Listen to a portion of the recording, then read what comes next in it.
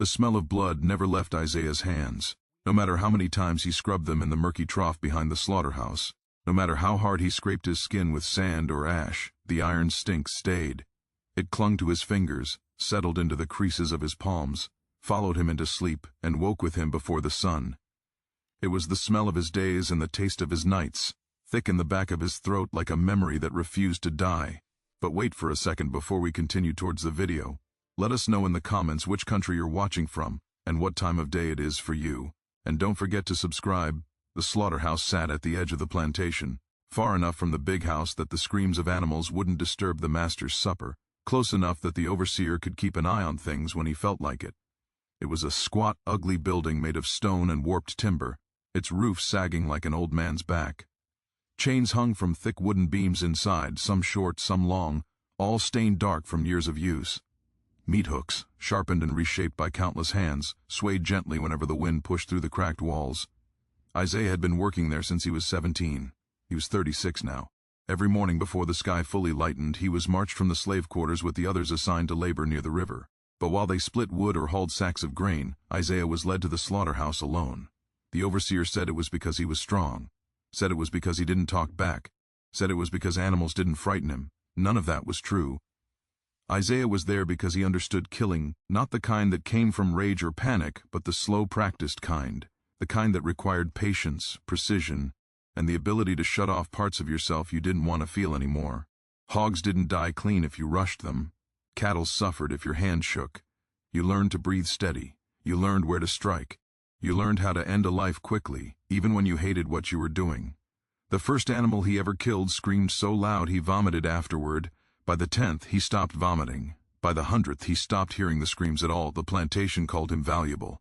The master once bragged that Isaiah could process a hog faster than any butcher in Natchez. That same master had also ordered Isaiah whipped for dropping a carcass in the mud, even though the ground was nothing but mud for miles around.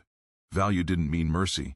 It meant expectation. That morning in early spring of 1855, the fog rolled in thick from the Mississippi River, crawling low across the fields like something alive.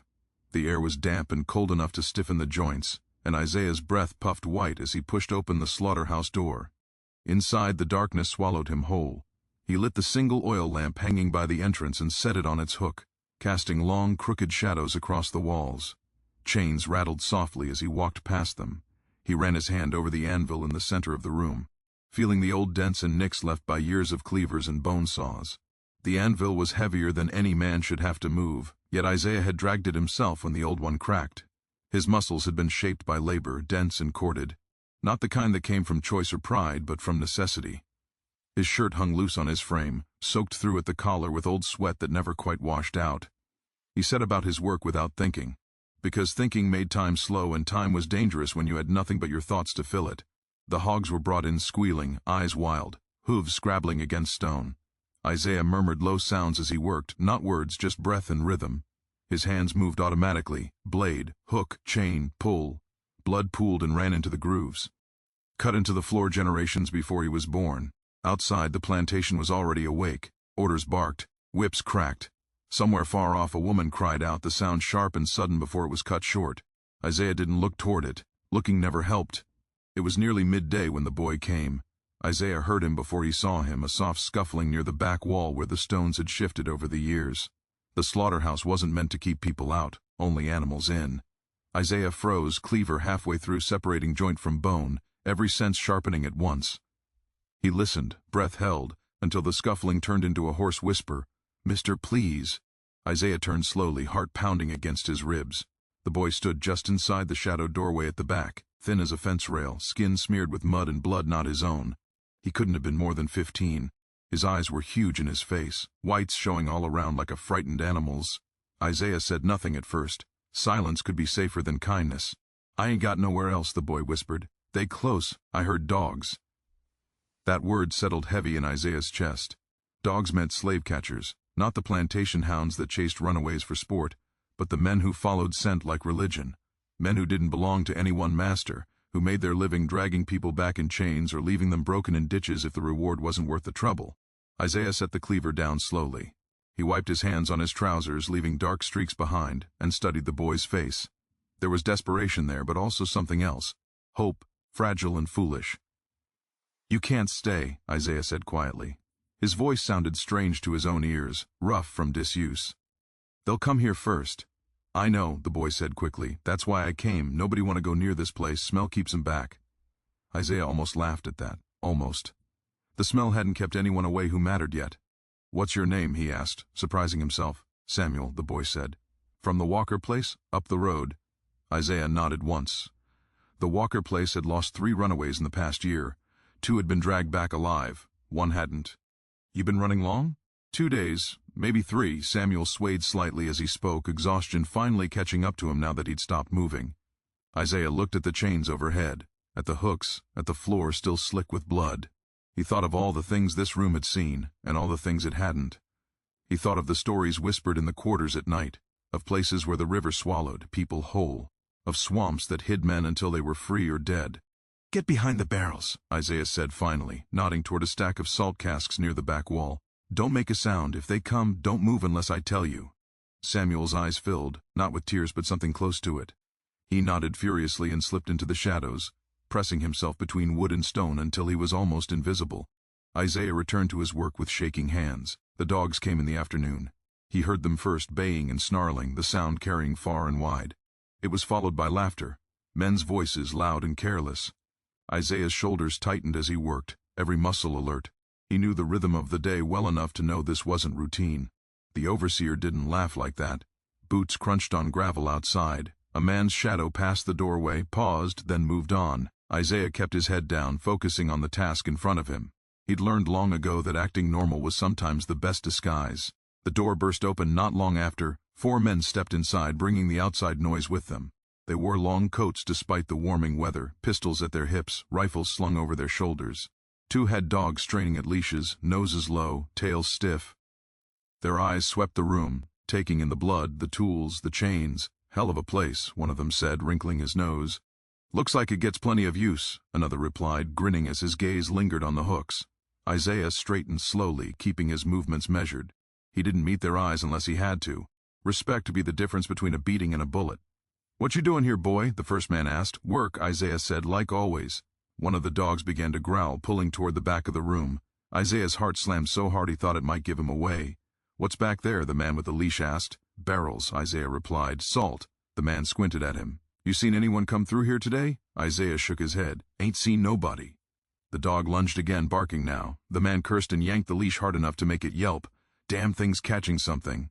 The leader of the group smiled slowly. "Dogs don't lie." Isaiah felt sweat trickle down his spine despite the cool air. He could hear Samuel's breathing in his mind, loud as thunder. They searched the slaughterhouse, methodically, poking barrels, lifting hides, kicking at corners. When one of them stepped too close to the casks where Samuel hid, Isaiah spoke without thinking.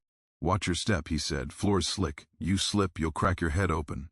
The man paused, glanced down, then snorted. "You threatening me, boy?" "No, sir," Isaiah said immediately. "Just saying." The moment stretched thin, then another man laughed. "He ain't wrong. I don't want to go home smelling like hog shit and blood." They moved on. Isaiah didn't breathe again until they were gone. The dogs' baying faded into the distance. The laughter followed. The slaughterhouse settled back into its familiar silence, broken only by the drip of blood and the creak of wood. Samuel crawled out from his hiding place, face pale. "Thank you," he whispered. "Thank you, sir." Isaiah closed his eyes briefly. "You can't stay. They'll be back. They always come back." "Just till night," Samuel pleaded. "Just till I can move again." Isaiah hesitated. Night brought its own dangers, but daylight was worse. He nodded once. "You leave at sundown, head south, don't follow the river too close." Samuel nodded, relief washing over him. The sun was low when the men returned. This time there were 8 of them. They rode in hard, dust flying, dogs barking loud enough to shake the walls. Isaiah watched from the slaughterhouse doorway as they dismounted, their faces grim now, all humor gone. One of them held something in his hand, a scrap of cloth torn and dirty. "Found his trail," a man shouted. "He's close." Isaiah's blood ran cold. They spread out quickly, practiced and efficient. 2 headed toward the quarters, 2 toward the fields. 3 came straight for the slaughterhouse. The leader stepped inside and looked at Isaiah with new eyes. "You sure you ain't seen nothing?" he asked softly. Isaiah said nothing. The dog's leash went slack. The animal surged forward, barking furiously, pulling its handler toward the back barrels. Samuel cried out, the sound sharp and high, terror breaking free. Everything happened at once. A gunshot cracked the air. Samuel fell, blood blooming across his chest. He hit the stone floor hard, eyes wide in disbelief. Isaiah shouted, a sound torn from somewhere deep and raw, and lunged forward, but strong hands grabbed him, slammed him against the wall. They dragged Samuel out into the light as he bled, coughing red foam. One of the men laughed as he kicked the boy over, checking his pockets. "Thought you could run," he said. "Ain't no running from us." Samuel's eyes found Isaiah's one last time. His lips moved, but no sound came out. Then he was gone. They beat Isaiah after that. Not because he fought, but because they could. Fists and boots, laughter and curses. When they why left, they did so satisfied, dragging Samuel's body behind them like refuse. Isaiah lay on the slaughterhouse floor long after dark, blood drying on his skin, the smell thicker than ever. He stared up at the chains, swaying gently above him, and understood something with terrible clarity. Escape wasn't enough. Hiding wasn't enough. As long as men like that rode free, there would be no running far enough, no swamp deep enough, no night dark enough to save anyone. When Isaiah finally rose, his body screamed in protest, but his mind was calm in a way it had never been before. He walked the length of the slaughterhouse slowly, touching the tools he knew better than his own hands. He lifted a hook, weighing it, feeling its balance. For the first time since he'd been brought to this place in chains, Isaiah wasn't afraid of what he was capable of. He was afraid of what he had waited so long to become. Night did not come all at once. It crept in slow and heavy, settling over the plantation like a lid pressed down on a boiling pot. The sounds of day, axes striking wood, carts creaking, voices shouting, faded one by one until only insects remained. Crickets rasped in the grass. Frogs called from the low places near the river.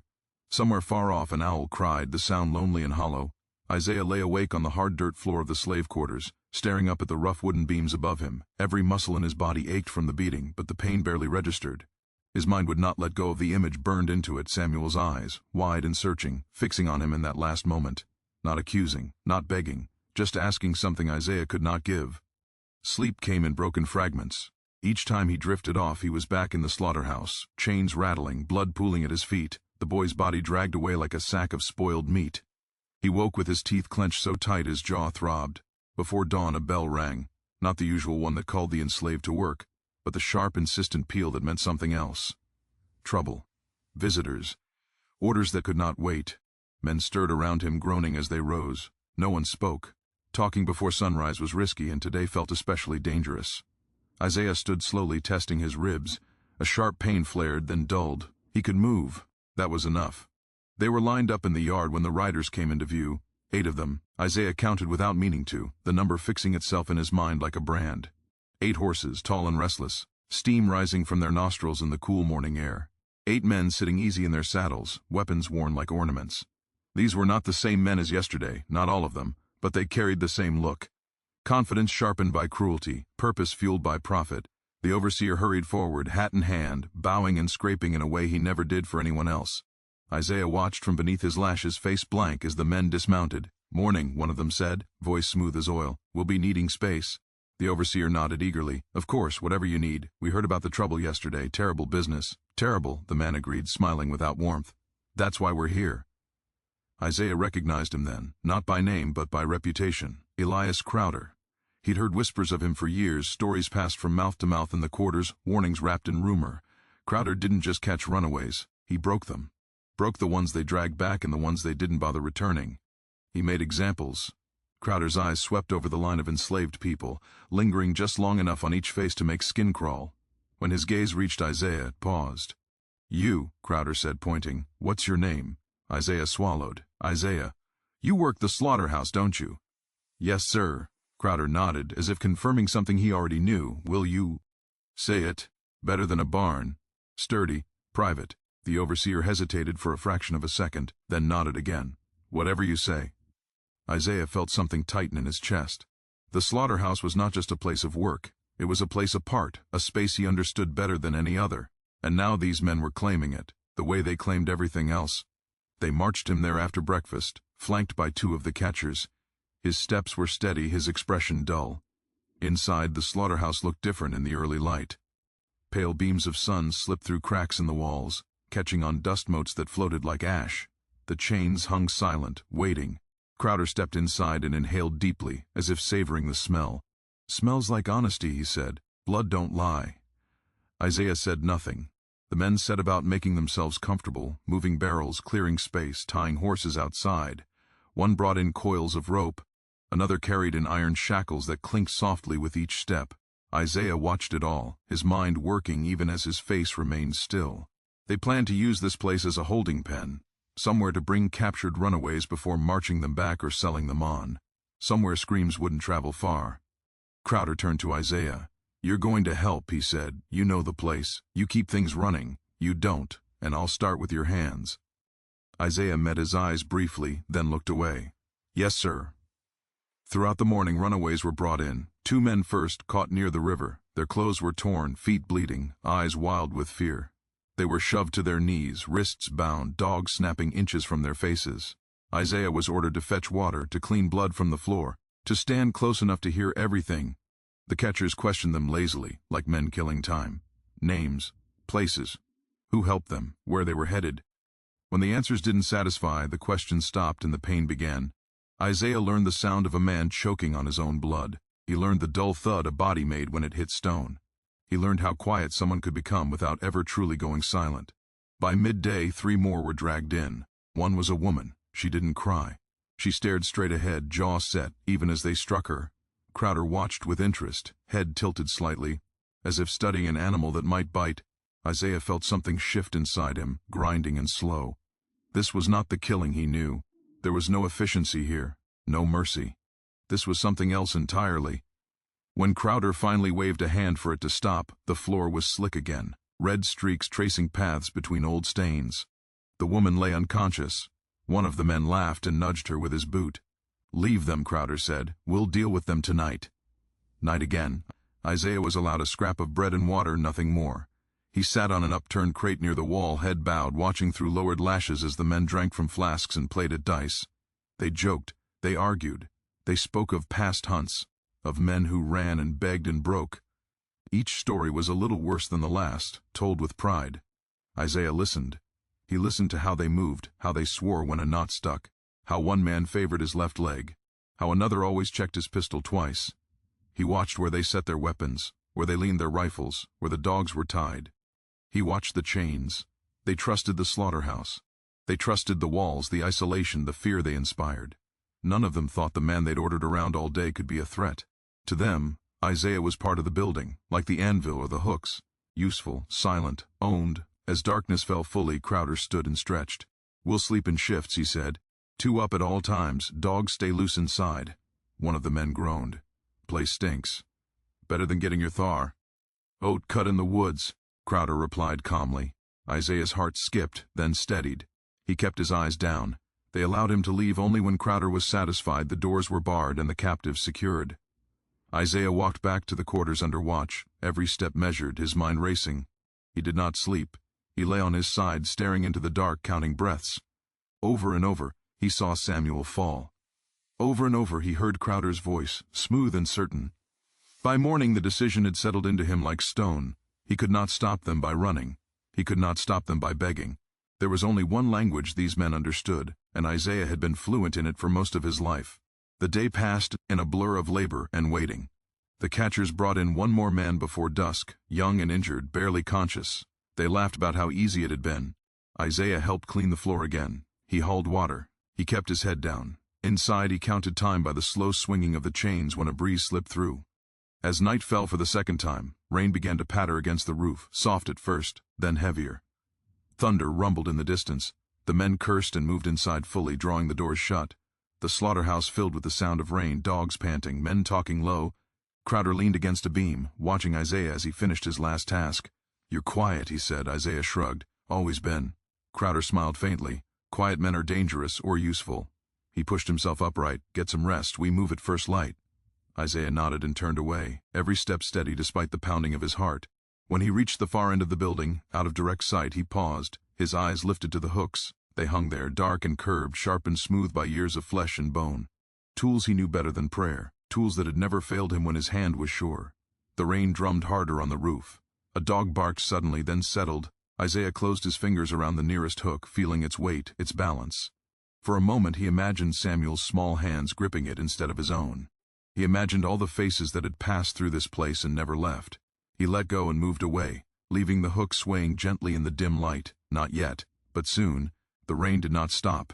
It fell steady and relentless, drumming against the warped roof of the slaughterhouse, seeping through cracks, turning the ground outside into thick, sucking mud. Inside, the air grew close and damp. heavy with the smell of wet leather, blood, and smoke from a small fire one of the men had coaxed to life near the doorway. Shadows stretched and shrank as the flame flickered, making the hanging chains sway like slow, patient creatures.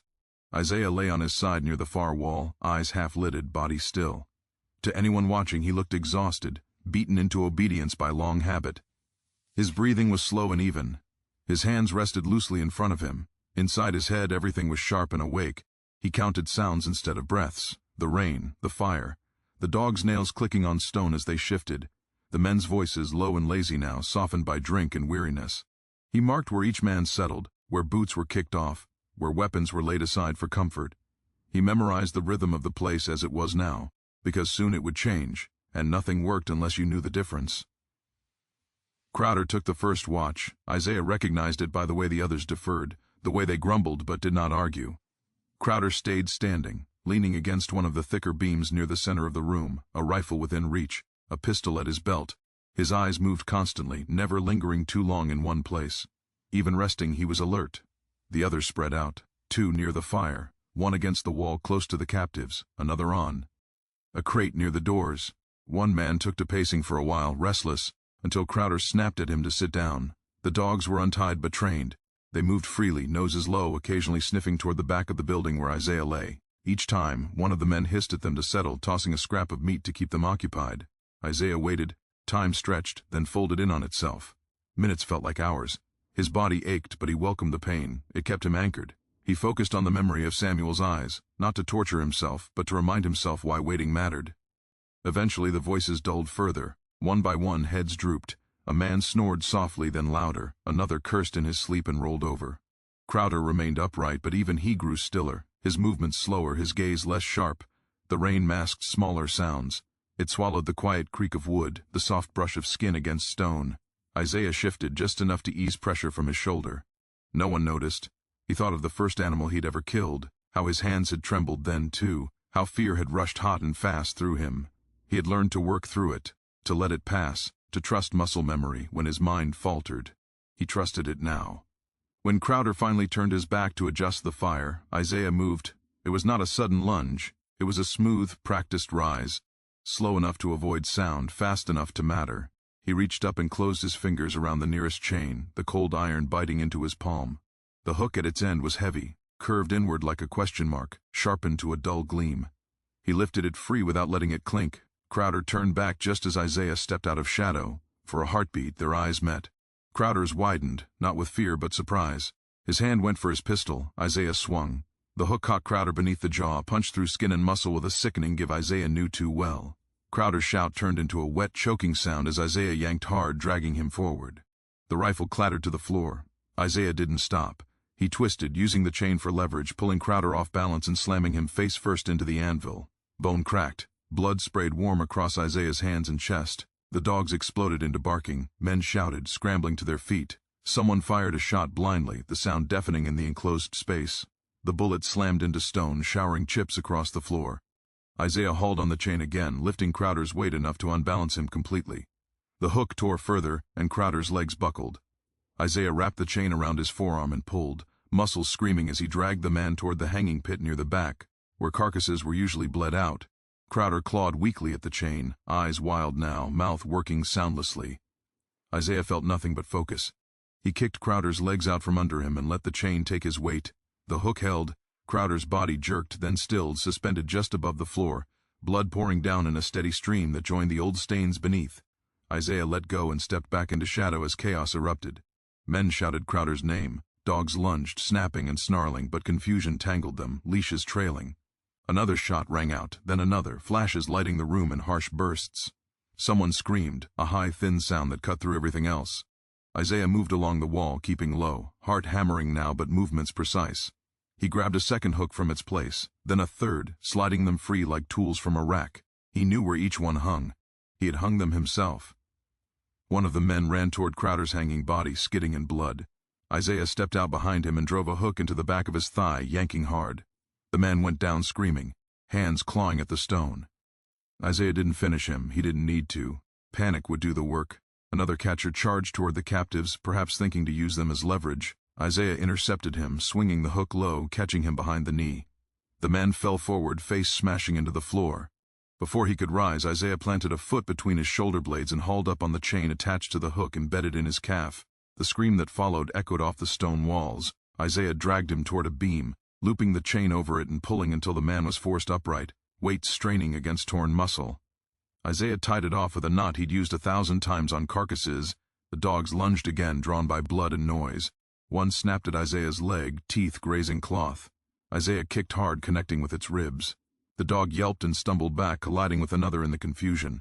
One of the men shouted at them, voice cracking. Smoke thickened as the fire near the doorway was knocked over, embers scattering across the floor. Flames licked at spilled straw, then caught. Isaiah's lungs burned with every breath. He ducked as another shot cracked overhead, felt heat rush past his ear. Stone chipped, wood splintered. He moved without thinking now, letting the space guide him. He knew where the floor dipped, where blood pooled, where footing was treacherous. The men did not. One slipped and fell hard, cracking his head. He did not rise. Another backed toward the wall, eyes darting, trying to reload with shaking hands. Isaiah closed the distance in 3 strides and drove a hook into his shoulder, ripping it through as the man screamed and dropped the pistol. Isaiah shoved him into the hanging pit, letting gravity and the hook do the rest. The dogs finally broke free of their training. One charged full at Isaiah, teeth bared. Isaiah swung the hook like a club, catching it across the skull. The impact jarred his arms to the shoulder. The dog collapsed, twitching. Another snapped at his arm. Isaiah brought his elbow down hard, then drove the hook into its side. It went limp with a final whine. The remaining men were no longer hunting. They were running. One bolted for the door, slipping in blood and nearly falling as he went. Isaiah let him go, for now. Another scrambled toward a window, trying to climb through the narrow opening. Isaiah caught him by the ankle and yanked, pulling him back down with a crash. The man sobbed openly now, begging through broken teeth. "Please," he choked. "Please, I got kids." Isaiah did not answer. He hauled him up by the chain and left him hanging beside the others, bodies swaying gently, chains creaking under their weight. The slaughterhouse burned, brighter now, flames licking higher as straw and spilled fat fed them. Smoke rolled along the ceiling, thick and choking. Isaiah's eyes stung. His chest ached with every breath. He leaned against the wall, for a moment, heart pounding, listening. Groans, whimpers, the crackle of fire. The rain outside still falling, indifferent. Isaiah wiped his hands on his trousers, smearing them darker. His arms trembled, not from fear now, but from exertion. He felt every bruise, every cut. His knuckles were split, skin torn. Blood, some his, most not, ran down his forearms. He looked around the room, counting again, one hanging in the pit, one tied to the beam, another slumped near the wall, unmoving. 2 more hanging, chains pulled tight. Crowder's body still twitched faintly, the hook holding firm. That left 3. Isaiah moved toward the doorway cautiously. Flames blocked part of it now, heat intense. Beyond it, rain hissed as it struck fire. He could hear shouting outside, distant, panicked, but no one dared come closer yet.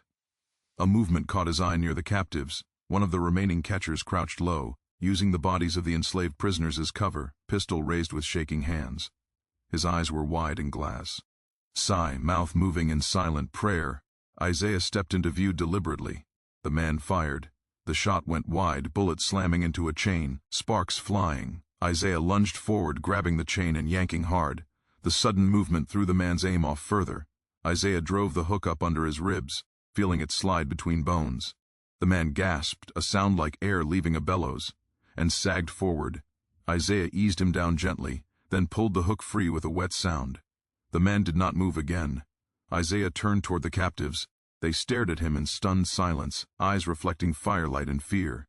One of them whispered a prayer. Another pressed their face into their hands, shaking. Isaiah knelt quickly and worked at their bonds, fingers slick with blood but steady. "Stay low," he said softly. "When the door clears, run, don't stop." They nodded, words failing them. A shout from outside cut through the moment, a voice sharp and terrified. "He's in there. He killed them." Isaiah straightened slowly. 2 remained alive. One was near the back, wounded but breathing, trying to crawl toward a corner. The other, Isaiah could hear him, had fled into the rain, boots splashing through mud, voice rising as he shouted for help. Isaiah watched the doorway for a long moment, chest heaving, firelight dancing across his face. Then he turned back toward the wounded man on the floor. The man looked up at him, eyes filled with raw terror. "Don't," he whispered. "Don't do this." Isaiah stepped closer, hook hanging loose at his side. He looked down at the man and saw not a monster, not a legend, but exactly what he was, someone who had believed too long that he could do anything and never pay for it. "You came here," Isaiah said quietly. "You brought this place with you."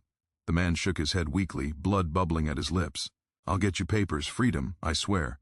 Isaiah did not answer. He lifted the hook. Outside, thunder rolled deep and long. Inside, the slaughterhouse claimed another body. The fire did not spread all at once. At first it crept, licking along the straw and spilled fat near the doorway, climbing the warped wood like a living thing testing its strength. Smoke thickened under the low roof, rolling in slow waves that stung Isaiah's eyes and scraped his throat raw. The rain outside hissed louder now where it struck flame. Steam rising in angry bursts, Isaiah staggered back a step, chest heaving. His arms trembled from effort and shock, the hook in his hand slick and heavy. Around him bodies hung or lay twisted where they had fallen, chains creaking softly as the building shifted and burned. The dogs lay still, one near the wall, another closer to the center, their blood dark against the stone. He forced himself to breathe through his nose, short and controlled. Panic would kill him faster than any man left alive. Two were still breathing. One was the man who had fled into the rain, shouting for help, boots pounding away into the night. The other was somewhere inside, wounded and terrified, trying to make himself small in the chaos. Isaiah turned slowly, scanning through smoke and firelight. The captives crouched near the back wall where he'd freed them, faces streaked with ash and blood. They stared at him like he was something half real, half nightmare. "Go," Isaiah said, voice hoarse. "Now." They did not need to be told twice. One by one they scrambled up, keeping low, darting toward the far side where the fire had not yet reached. Isaiah watched them go, a strange ache tightening in his chest. He did not follow. He could not. A cough echoed from near the crates stacked along the right wall. Isaiah pivoted, hook lifting instinctively. The remaining catcher crawled into view, dragging one useless leg behind him. His coat was soaked through with blood, one sleeve torn nearly off where the hook had ripped muscle and sinew. His face was gray, eyes wide and shining with fear. Every breath rattled in his chest. "Wait," the man croaked. "Wait." Isaiah advanced one careful step at a time, boots slipping slightly on the blood-slick floor. Firelight danced across the walls, shadows jerking and leaping like spirits. Heat pressed against his skin, sweat pouring down his back. The man scrambled backward until he hit the wall, knocking over a crate with a crash. He fumbled at his belt with trembling fingers, then let his hand fall when he realized the pistol was gone. "I ain't like the others," he gasped. "I swear, I just follow orders, I don't—" Isaiah stopped a few feet away, his arms burned, his lungs screamed for cleaner air. He looked down at the man and felt something close to nothing at all. "You tied them," Isaiah said quietly. "You laughed." The man shook his head weakly. "I didn't shoot the boy, that wasn't me." Isaiah's jaw tightened. He took another step forward, the man's voice broke. "I got a sister down in Baton Rouge. I was gonna quit after this run, I swear to God." Isaiah glanced toward the doorway, where flames chewed hungrily at the beam, threatening to bring the roof down. Outside, voices shouted in confusion, distant and growing louder. Horses whinnied. Someone fired a gun into the air. Time was closing in. Isaiah raised the hook. "No!" the man sobbed. The hook came down clean and fast, driven by muscle memory more than rage. It caught beneath the man's collarbone and bit deep. His scream cut off abruptly as Isaiah twisted and pulled, lifting him just enough to end it. Isaiah stepped back as the body slumped, chest rising once, then not again. Silence fell inside the slaughterhouse, broken only by the crackle of fire and the distant shouts outside. Isaiah stood there, shoulders sagging, hook dangling from his hand. His vision swam. The world narrowed to heat, smoke, and pain. He leaned against the wall, pressing his forehead to the cool stone, and let himself rest for 3 heartbeats. Then he moved. The building would not hold much longer. The roof beams groaned, wood popping as fire weakened them. Smoke thickened until each breath felt like swallowing ash. Isaiah tore strips from his shirt and wrapped his bleeding knuckles, crude but tight. He coughed hard, spots dancing before his eyes. He needed air. He needed darkness. He needed to disappear. He made for the side door, a narrow service exit used to haul waste away toward the swamp. It was half blocked by fallen crates and debris. Isaiah shoved with his shoulder, pain flaring as wood scraped skin, until the door groaned open enough for him to slip through. Cool night air hit him like a slap. He staggered out into the rain, gulping air, coughing violently as his lungs tried to clear themselves. Water soaked him instantly, plastering his hair to his skull, washing blood and soot down his face and chest. Mud sucked at his boots as he stumbled away from the wall. Behind him, flames burst through the roof in a sudden roar, lighting the night sky orange. The slaughterhouse screamed as it burned, beams collapsing inward with a thunderous crack. Shouts rose louder now. Men ran toward the fire, silhouettes cutting across the glow. Someone pointed. Someone shouted a name Isaiah did not catch. A rifle cracked, the shot going wild. Isaiah did not run straight. He veered left, then doubled back, then cut hard toward the low ground where the earth softened, and the reeds grew thick. He had learned long ago that straight lines were for men who didn't know the land. Isaiah knew every dip and hollow, every place where water pooled and swallowed sound. His injured ribs screamed with every breath. His left arm burned where a bullet had grazed him earlier, the skin torn and raw. His legs felt heavy, sluggish, as if each step took more effort than the last. Still, he moved. He reached the edge of the swamp just as voices burst from the plantation yard behind him. Lanterns bobbed in the darkness, their light catching. Rain and smoke. Dogs barked again, different dogs now, plantation hounds stirred by the noise. Isaiah slipped into the water without hesitation. Cold closed around his legs, then his waist, mud gripping him like hands. He bit back a groan and forced himself deeper, reeds brushing his face, water rising to his chest. He moved slowly now, carefully, keeping his head low. Behind him, men shouted orders. Dogs splashed into the shallows, barking furiously, noses down. Lantern light wavered across the water, catching on ripples. Isaiah ducked beneath the surface, holding his breath as long as he could, letting the muddy water close over his head. He sank slightly, feet finding soft ground, hands grasping at roots to keep himself steady. A dog splashed past where he'd been seconds before, confused by the sudden loss of scent. Another barked wildly, circling. Isaiah surfaced silently a few yards away, reeds hiding him, rain breaking the surface and masking the sound. He sucked in a careful breath and moved again, deeper into the swamp, toward places no horse could follow and few men dared enter at night. The shouting faded slowly, replaced by curses and confusion. Someone screamed about the fire spreading. Someone else shouted that Crowder was dead. The name echoed faintly across the water, carried by rain and fear. Isaiah kept moving until his legs shook and his vision blurred. When he finally collapsed against a cypress trunk, half submerged, he did not know how much time had passed. Minutes, hours. It felt like a lifetime. He pressed his back to the rough bark, chest heaving, rain washing over him. The hook was still in his hand. He looked down at it, turning it slowly, seeing how the firelight from afar glinted off its curve. This thing had been part of his life for nearly 20 years. He had used it to feed men who would never look at him as human. He had used it to survive. Now it had crossed a line with him. Isaiah closed his fingers around it tightly, then tied it to his belt with a length of chain so it would not be lost. The swamp breathed around him, alive with insects and unseen movement. Frogs croaked, water trickled softly. The world did not care what had happened behind him. His body shook as the shock finally caught up, teeth chattering despite the warmth of the rain. He hugged his arms around himself, head bowed, and let it pass. He did not cry. Tears felt too small for what had been burned into him. When the shaking eased, Isaiah lifted his head. In the distance the fire still glowed, lighting the low clouds from beneath. Smoke drifted across the sky like a dark bruise. Men would be gathering now, counting bodies, shouting questions no one could answer. They would find chains, hooks, blood, and burned beams. They would find fear. Isaiah knew they would not let this go. Men like Crowder had friends, allies, men who made their living the same way. Posses would form, riders would be sent, the swamp would be searched. He also knew something else, with a certainty that surprised him. They would not come tonight. Tonight they would drink and curse and stare at the fire, trying to understand how a place they thought they owned had turned on them. Tonight they would remember the hooks and the chains and the screams. Isaiah pushed himself upright slowly, wincing as pain flared through his ribs. He tested his weight 1 foot at a time. He could still walk. That was enough. He turned away from the fire and began to move deeper into the swamp, guided by instinct and long memory. Each step carried him farther from the man he had been that morning. Behind him the slaughterhouse collapsed in on itself, sending up a shower of sparks that vanished into the rain. The night swallowed the sound. The swamp did not welcome Isaiah, but it accepted him. Water closed around his legs with a quiet patience, mud sucking at his boots as if weighing his worth. The reeds whispered against one another, bending under. The rain hiding him even as they scratched his skin raw. Insects rose in clouds, whining near his ears, biting wherever flesh was exposed. Somewhere deeper in the dark, something large moved and then stilled, deciding whether he mattered. Isaiah moved anyway. Each step sent pain flaring through his ribs, sharp enough to make his vision blur. He kept his breathing shallow, measured, forcing air into his lungs without letting it rasp. He had learned how to move through pain years ago. Pain was familiar, panic was not allowed. Behind him, the glow of the burning slaughterhouse faded slowly, the orange light smothered by rain and distance. The shouts became echoes, then nothing at all. Only the swamp remained, alive with sounds that were not human and did not care about blood or revenge. He waited until the water reached his chest, then angled toward higher ground he knew lay ahead. He had trapped muskrats there once, long ago, before the overseer decided his hands were better used elsewhere. Memory guided him now more than sight. He felt for roots with his feet, tested each step before trusting it, kept his body low to avoid breaking the surface more than necessary. At last he reached a narrow strip of earth barely raised above the waterline, tangled with cypress knees and low brush.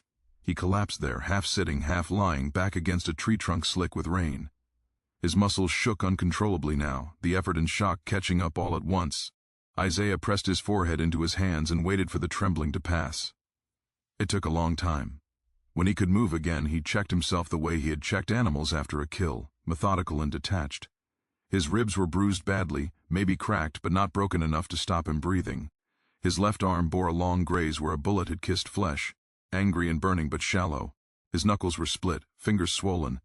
There were cuts he didn't remember getting, small but deep enough to bleed freely in the water. He tore more cloth from what remained of his shirt and bound what he could, teeth clenched as he pulled the fabric tight. The rain helped, washing blood away, numbing pain until it dulled into something he could live with. He did not sleep. Sleep felt dangerous, like surrender. Instead, he rested in pieces, eyes closing for a few heartbeats at a time, ears straining for sounds that did not belong to the swamp. Each time his head dipped, Samuel's face rose unbidden, pale and still. Isaiah forced his eyes open again. As the night deepened, the rain softened, falling more gently now, the storm's anger spent. Fog crept back in, thick and low, blurring the swamp into a world of shadow and suggestion. Somewhere far away, a dog barked once, then again, then fell silent. Isaiah waited until even that sound faded. When he finally rose, the sky was beginning to pale, the blackness thinning into a bruised gray. Dawn came reluctantly, filtered through fog and low clouds. Isaiah moved deeper into the swamp, choosing a path that twisted and doubled back, crossing shallow streams and patches of open water where scent would scatter and confuse. He moved like a hunted thing now, not running, not hiding in one place, but never stopping for long. He knew men would come, not yet perhaps, but soon. The bodies, the burned building, Crowder's absence, those would not be ignored. By mid-morning, hunger joined pain as a steady ache. Isaiah ignored it. Hunger was an old companion. Thirst was eased by the swamp water, foul-tasting but life-giving. He filtered it through cloth when he could, swallowing carefully to avoid sickness. Near noon, he heard voices. They drifted across the water, muffled by fog but unmistakably human. Men calling to one another, the splash of boots, the creak of leather. A posse, moving cautiously, probing the edges of the swamp where it met firmer ground. Isaiah sank lower, easing himself into a tangle of roots and reeds. He did not mem. Ove did not breathe any more than he had to. A lantern's pale glow wavered not far away, though the sun was high enough now that it seemed unnecessary. Spread out, someone said. He can't be far. Another voice, angry and tight. Crowder's dead, don't underestimate him. Isaiah closed his eyes briefly at the sound of the name. Crowder's face flashed in his mind, surprise frozen there forever. Isaiah felt no triumph, only a grim certainty that the world had shifted, and there was no shifting it back. The men moved past him, close enough that he could smell sweat and damp wool. One stumbled on a root and cursed. Another laughed nervously. A dog whined, confused, its nose low but uncertain. Isaiah waited until the sounds faded, then another long while after that. Only when the swamp settled back into its usual rhythm did he move again. He headed south, angling away from the plantation and the main river paths. There were smaller waterways here, twisting and unreliable, places only those forced to know them ever learned. Isaiah followed them, moving until his legs threatened to give out. By late afternoon he reached a stand of trees dense enough to offer cover and dry ground beneath their roots. He collapsed there, breath coming in harsh gasps he could no longer control. He pressed his back into the earth and stared up through the leaves at the pale sky. This was the first time he let himself think beyond the next step. He was free of the plantation. That much was true. But freedom was not a place you reached and rested in. It was something you carried, something you defended. Men would hunt him now not just for profit but for pride. He had broken something they relied on, the certainty that they were untouchable. Isaiah closed his eyes and saw the slaughterhouse again, chains swinging, hooks biting. He smelled smoke, heard screams. He wondered briefly how many more would die because of what he had done. The question did not stop him. As evening approached, hunger became impossible to ignore. Isaiah forced himself upright and set simple traps the way his father had taught him long ago. Wire and twine salvaged from his pockets, a careful placement near water where small animals traveled. He gathered edible roots where he could, chewed them slowly despite their bitterness. As darkness fell, the swamp changed character again. Sounds grew louder, closer. Things moved in the water. Isaiah kept a small fire hidden between roots, fed sparingly, its smoke masked by damp air. He warmed himself just enough to keep the chill from settling into his bones. Sleep came at last, shallow and uneasy. He woke to shouting, not close, still distant, but louder than before, carried on the night air. Multiple voices this time, angry and urgent. Horses too, their snorts and stamps out of place in the wet dark. They had brought more men. Isaiah extinguished the fire instantly, grinding embers into mud with his heel. He listened, body tense, hook clutched in his hand. He had not drawn it since the slaughterhouse, but its weight was familiar, comforting in a grim way. Torches flared through the fog at the swamp's edge, bobbing like restless stars. Isaiah counted at least 6, maybe more. Dogs bayed again, louder now, surer. Someone shouted orders, sharp and practiced. They were learning. Isaiah moved. He did not flee blindly. He slipped sideways, then back, then forward again, leaving false trails where he could, stepping deliberately into water to break scent, then onto hard ground briefly before returning to the muck. He led them away from the deeper swamp where he knew he could vanish, drawing them instead toward a stretch of land he remembered. Well, it took hours. By the time the moon rose pale and thin above the fog, Isaiah's body screamed in protest. His legs felt like lead. His chest burned with every breath. Still he pressed on, drawing the hunt along like a thread through cloth. At last he reached the place he'd been eating for, an old clearing used once for dumping carcasses when disease swept through the livestock. The ground there was uneven, pocked with shallow pits now half filled with stagnant water. Rusted hooks still lay scattered where they had been discarded years ago, too bent or dull for proper use. Isaiah crouched at the edge and waited. The dogs arrived first, baying eagerly, pulling their handlers forward. Men followed, torches held high, guns ready. They spread out, trying to encircle him. "Careful," someone called. "This ground's bad." Isaiah let one dog pass him, then another. When the first handler stepped into a pit and stumbled, Isaiah moved. He surged out of the darkness and swung the hook low, catching the man behind the knee. The scream echoed across the clearing. Chaos erupted. Men shouted. Guns fired wildly, flashes lighting fog and rain. A horse reared and bolted, nearly trampling one of the men. A dog lunged at Isaiah. He kicked it aside and vanished again into the darkness before they could get a clear shot. He did not stay to fight. That was not the point. The point was fear. He circled them, silent, striking once more from behind, driving the hook into a man's shoulder and yanking him into a pit before disappearing again. Each attack was brief, precise, leaving screams and confusion behind. They began to panic. "Fall back," someone shouted. "Fall back." Isaiah slipped away while they argued, retreating into the swamp's embrace. He did not look back. By dawn, the shouts were gone. Isaiah collapsed again, deeper now than before, hidden in a stand of reeds so thick light barely reached the water. He sank down until the swamp held him upright, mud gripping his legs, water lapping at his chest. He stayed there all day, unmoving, letting the world pass him by. When night came again, Isaiah knew something fundamental had changed. They would not hunt him the same way anymore. He was no longer just a runaway. He was a danger. A story already taking shape in frightened voices and half-seen shadows. He looked down at the hook, dark and rusted, and felt the weight of it settle fully onto him. This was no longer just about survival. This was war. The fire did not die quickly. It chewed through the slaughterhouse beams the way it had chewed through flesh hours earlier, slow at first, then greedy, then collapsing inward on itself as the roof sagged and finally gave way. Isaiah watched it from the edge of the trees, rain soaking his shirt, steam rising from his skin where heat still clung. Every breath hurt. His left leg dragged slightly, the bite from the dog already stiffening, already swelling. Blood had dried dark along his calf, crusted with mud and ash. He did not look heroic standing there. He looked hunted. He looked like a man who had crossed a line and could no longer remember the way back. He waited until the last scream of splitting wood was swallowed by the storm. Only then did he turn away. The woods behind the plantation were thick, old, tangled with roots and memories. Isaiah had slipped into them before, stealing moments of quiet, hunting small game, learning where the ground dipped and where water gathered. Tonight the forest felt different. Every shadow looked like a man. Every snapped twig sounded like a gun cocking. He forced himself to move slowly despite the fear screaming in his chest. Running blindly would kill him faster than any slave catcher. He followed the creek south, just as Samuel had once taught him. Water hid tracks. Water cooled blood. Water lied to dogs. Isaiah waded in up to his knees, then his waist, teeth chattering as cold bit deep. He stayed there longer than felt safe, then slipped out on the far bank and doubled back through brush so thick it tore at his skin.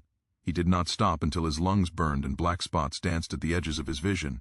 When he finally collapsed beneath a fallen cypress, dawn was already thinning the night. Sleep came in broken pieces. He dreamed of chains turning into snakes, of hooks growing teeth, of Samuel's voice calling his name and then cutting off mid-word. Each time he woke, his hand went instinctively to the hook he had kept, the smallest one, tucked into his waistband. It was stupid to carry it, dangerous, but leaving it behind had felt like cutting off his own hand. By mid-morning the rain eased. Sound carried farther. Isaiah forced himself to move again, deeper into the lowlands where the ground softened into swamp. He drank from puddles he knew were unsafe, chewed bitter roots to keep hunger quiet. His leg worsened. Infection was coming, he could feel it, a heat that didn't belong, a pulse that throbbed even when he stood still. He tore a strip from his shirt, cleaned the wound as best he could. whispered a promise to himself that he would not lie down and die like an animal. Near sunset he heard voices. They were not close, but they were many. White men, tired and angry. The kind of anger that sharpened instead of dulled with exhaustion.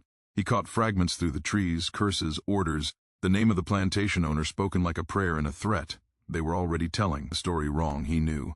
By morning it would grow teeth. By nightfall it would have wings. He moved away from the sound, heart hammering, and nearly stepped into a trap of his own memory. A clearing opened ahead, one he remembered from boyhood, where older men had whispered about maroons and runaways who lived for months, even years, hidden in plain sight. Isaiah skirted it wide. Open ground was death. By the second night the dogs found him again. He smelled them before he heard them, a wet, musky stink that cut through swamp rot. Their baying rose suddenly, sharp and triumphant. Isaiah did not panic. Panic wasted breath. He turned toward deeper water, toward ground that sucked at the feet and hid sudden drops. He broke a branch and smeared it with his own blood, threw it off to the east, then plunged west into a stretch of reeds taller than a man. The dogs came fast. One hit the water wrong and yelped. Another swam strong, head low, eyes locked on him. Isaiah waited until it lunged, then shoved the hook upward with everything he had left. The metal sank into soft flesh under the jaw. The dog's weight pulled Isaiah down, both of them thrashing, water closing over their heads. He held on until the animal went still, then shoved it away and crawled through the mud until his arms gave out. Shots cracked through the swamp, wild and blind. Lead tore leaves, split bark. One ball grazed his shoulder, hot as fire, but did not stop him. He crawled, then staggered, then fell again. When silence finally returned, it was heavier than the noise had been. By dawn, Isaiah was delirious. He stumbled into a forgotten shack on a patch of high ground, little more than rotting boards and a collapsed roof. Someone had once lived there. A runaway, maybe. He found old ashes, a broken pot, a scrap of cloth. He cried then, quietly, because the place felt like proof that survival was possible, even if temporary. He bound his leg again, tighter this time, and passed out. He woke to footsteps. A man stood in the doorway, black, older, holding a rusted shotgun like it was part of his arm. His eyes were hard but not cruel. He took Isaiah in with a single glance and did not raise the weapon further. "You're bleeding on my floor," the man said. Isaiah tried to speak and failed. The man knelt, checked the wound with practiced fingers, swore softly. "You're a fool," he said, not unkindly, "and you brought the devil down on all of us." Isaiah managed a whisper. "They're coming anyway." The man studied him for a long moment, then nodded once. "That they are." His name was Elijah. He lived between worlds, too old to run, too invisible to matter. He cleaned Isaiah's wound with alcohol that burned like hell, packed it with crushed leaves that stank and numbed, fed him broth. That tasted like life itself. He did not ask for the story. He already knew enough. "They'll blame more than you," Elijah said later, as thunder rolled far away. "They always do." Isaiah knew this. Every body he had left hanging would come back multiplied. Punishment would spread like fire through dry grass. He had not saved anyone. He had only changed the shape of the suffering. When Elijah left to warn others, Isaiah lay staring at the ceiling, listening to insects hum. He thought of the men he had killed, not with triumph, but with a cold accounting. 8 lives for one choice. It had not balanced anything. It had only tipped the world further. By the 4th day, the patrols were everywhere. Horses splashed through swamp water. Men fired into shadows just to hear something scream. Flyers were nailed to trees. Crude drawings of a black man with wild eyes. Promises of reward written in thick, angry letters. Isaiah saw one and laughed weakly. It looked nothing like him. Elijah returned once more, breathless. "They're bringing militia," he said. "Real soldiers." Isaiah nodded. He had expected it. He waited until night, until the moon hid behind clouds, then left the shack. He could not stay. Staying meant dying where others would find him. He moved north now, against instinct, toward harder ground, toward roads and people, toward danger that could be shaped instead of avoided. The hook felt heavier with every step. By the time he reached the edge of the county, his fever was back. He shook as he walked. He smelled smoke again, though none was there. He passed fields where enslaved people worked under watchful eyes, heads down, unaware that the story already moving toward them would soon change their lives in small, terrible ways. Isaiah understood then that he was no longer running to live. He was running to make sure. The hunt never ended cleanly. When the dogs found his trail again at dawn, he did not turn away. He turned toward the sound, breath ragged, mind strangely calm. Somewhere behind him, the world he had known was already gone. Ahead lay only consequence, and he walked into it. By the time the sun lifted itself over the trees, Isaiah had already crossed the line that separated rumor from certainty. The county road lay ahead of him like a pale scar cut through the land. Hard-packed dirt marked with fresh hoofprints and wagon ruts. He stood at the edge of the brush and watched it for a long time, chest rising and falling unevenly. sweat cooling into a chill despite the heat. Every instinct told him to turn back into the trees, to vanish where men could not follow easily. But the trees were no longer sanctuary. They were only delay. The hunt had grown teeth and uniforms. It would not stop because he hid well. He stepped onto the road. The ground felt wrong beneath his feet, too open, too honest. His limp was worse this morning. The leg burned with each step, pain climbing up into his hip, into his spine. He tore another strip from his shirt and wrapped it tight, ignoring the wet warmth that soaked through. He kept moving, counting breaths, letting the rhythm of walking keep his thoughts from unraveling. He had learned long ago that if you let the mind run wild, the body followed it into useless fear. The first wagon came near midday, creaking under a load of barrels.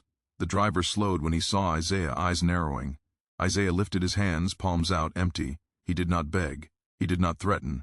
He simply stood there, a wounded black man on a white road, and waited to see what kind of man approached him. "Get off," the driver snapped, already reaching under his seat. Isaiah stepped back into the ditch without argument, head lowered. The wagon rattled past, dust coating his face. He tasted grit and smiled without humor. Nothing had changed. The world had simply grown louder. He moved on, cutting away from the road when he could, returning to it when the woods thinned. By afternoon he smelled smoke. Gain. Real this time. A cluster of buildings appeared ahead, a small settlement, barely more than a store, a church, and a few houses. People moved slowly, warily, as if the air itself might accuse them. Isaiah watched from a distance, weighing risk against need. He needed water, he needed food, he needed news. He approached the church first. The door stood open, hymns drifting out in thin, hopeful lines. Inside, a handful of black families sat on rough benches, heads bowed. The preacher paused when Isaiah entered, eyes flicking to the blood on his leg, the wildness he could not quite hide. No one spoke. The song faltered and died. Isaiah took a seat near the back. He bowed his head not to pray but to listen. Whispers moved through the room like insects. Names, numbers, 8 men, hooks, fire, militia riding from the county seat.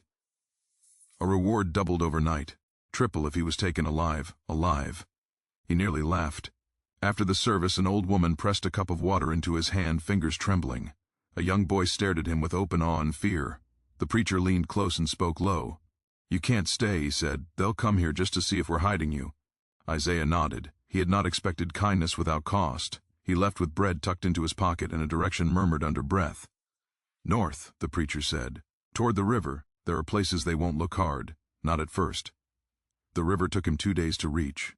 He moved mostly at night, sleeping in short, painful bursts, waking with his heart racing at imagined sounds. Once he nearly walked straight into a patrol, froze inches from discovery, then melted back into the dark while men laughed and passed within arm's reach. He could smell their tobacco, their sweat. One tripped over a root and cursed. Isaiah held his breath until his chest screamed. When he finally reached the river, it was wider than he remembered, swollen with recent rain, brown and fast. He followed it upstream, knowing crossings drew eyes. The banks were churned with tracks, human and animal. He was not the only one who had thought to use water as cover. On the third night by the river, the fever broke. It left him hollowed out, weak but clearer. He washed the wound as best he could, replaced the bandage, chewed bark until his jaw ached. He sat on a rock and watched the moon shatter itself on the water's surface. He thought of Elijah, of the shack, of the people who would suffer because of him. The thought did not stop him. It simply settled, heavy and permanent.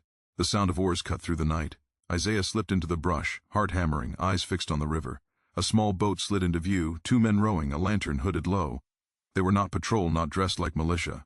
One sang softly, a tune Isaiah recognized from long nights when hope had been thin but stubborn.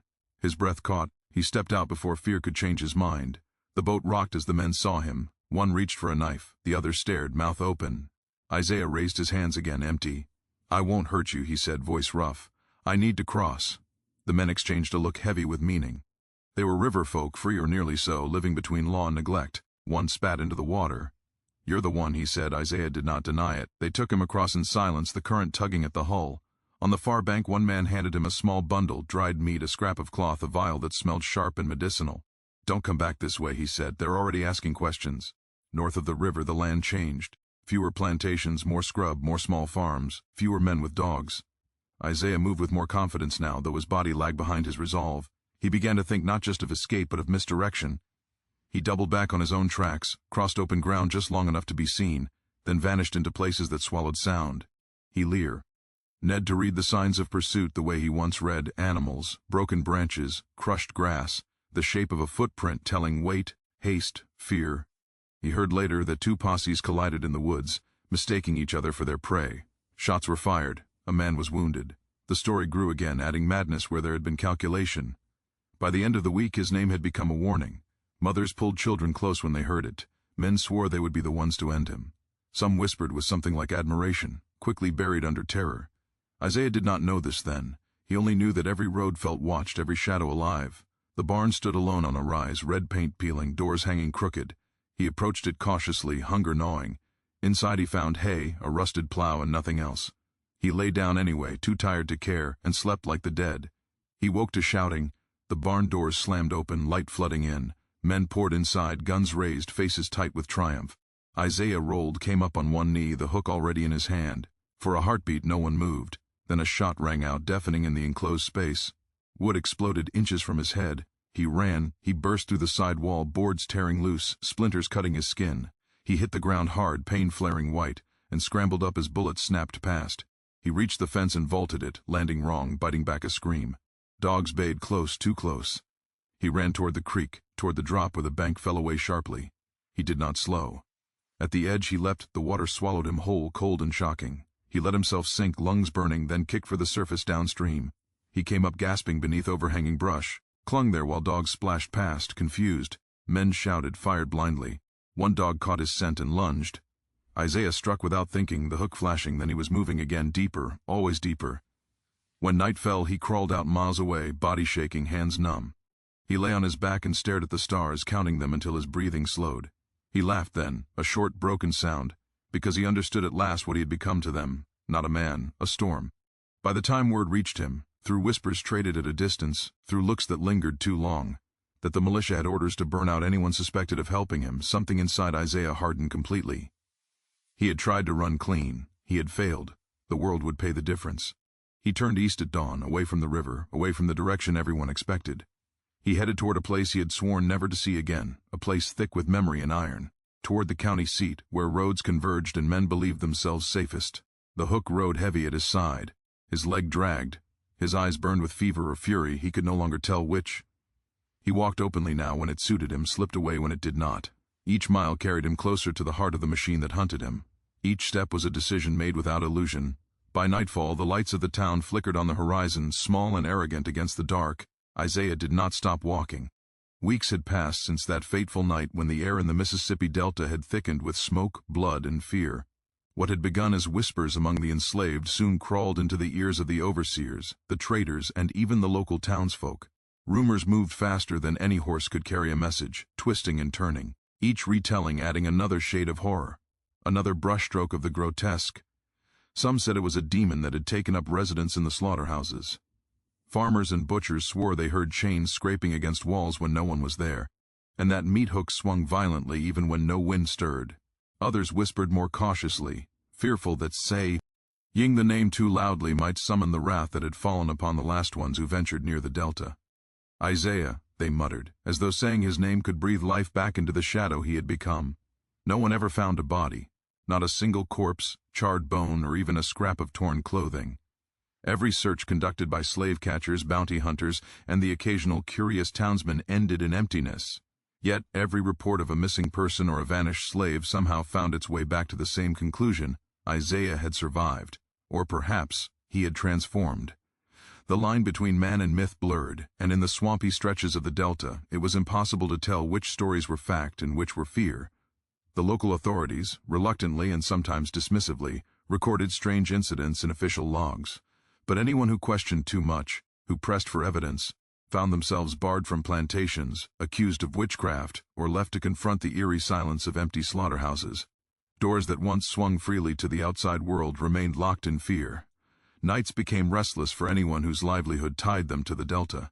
Slave catchers, once brash and ruthless, began refusing work in the area altogether. The notion that someone, something, could turn the hunter into prey was terrifying enough to make even the most hardened men retreat.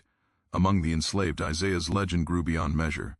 In the cabins and along the riverbanks, stories circulated in hushed tones by the light of flickering lanterns. Some claimed that he had not only escaped but had returned to exact a final vengeance on those who had wronged him. One story told of meat hooks swinging from the rafters of a barn, wrapping themselves around the limbs of any overseer foolish enough to enter. Another whispered that the very rivers had conspired with him, rising suddenly to conceal his movements, drowning the tracks of pursuers and carrying his footsteps unseen through the dense undergrowth. Children were told not to go near the delta after sunset, and even the adults respected the invisible boundary that Isaiah seemed to command.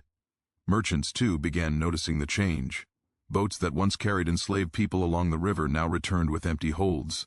Slaves sent to market were fewer, not because of purchase, but because the fear of the delta had driven them away.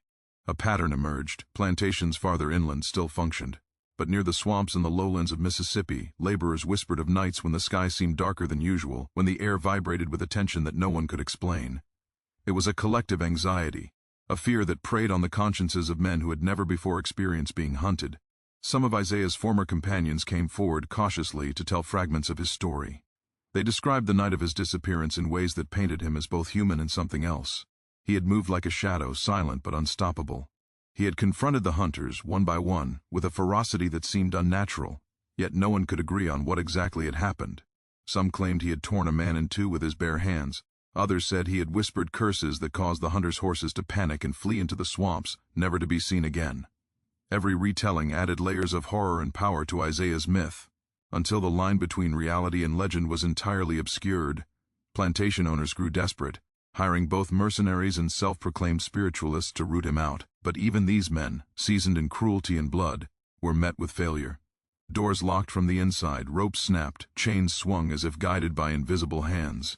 Those who dared enter the abandoned slaughterhouses would find no one there. But by the time they returned to town, their eyes would be hollow, their faces pale, their speech trembling as they described shadows moving into pen. Gently, voices murmuring Isaiah's name, and the unmistakable metallic scent of blood lingering in the air. The more the story spread, the more the delta itself seemed to take on a life of its own, as if the land itself had joined Isaiah in his vengeance. Yet Isaiah's legend did not only terrify. Among the enslaved, it inspired hope. Mothers whispered to their children that the man who had fought back was proof that freedom, or at least defiance, was possible. They told each other that the spirit of resistance could live on, embodied in one person's courage. In secret, enslaved people organized themselves, emboldened by the idea that even the mightiest oppressors could be undone.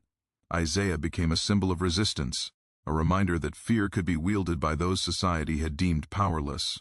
Across the region, reports of strange occurrences in the delta kept arriving.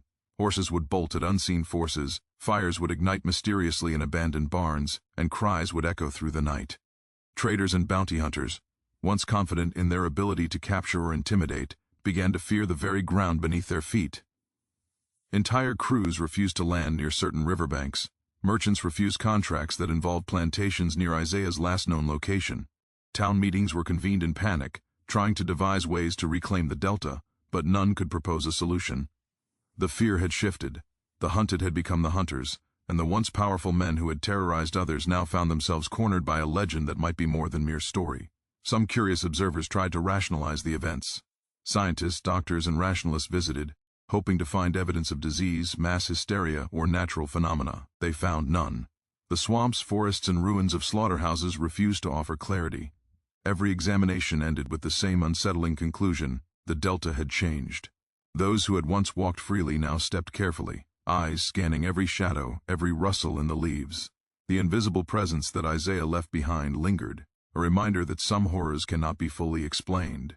Over time, the story of Isaiah, the man who had vanished, leaving fear in his wake, spread beyond the Mississippi Delta. Traders spoke of him in New Orleans, in Memphis, and even as far as the plantations of Georgia.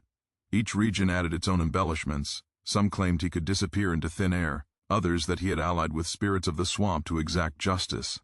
Letters were sent, sometimes anonymously, recounting the events and urging caution to any who might travel near the delta.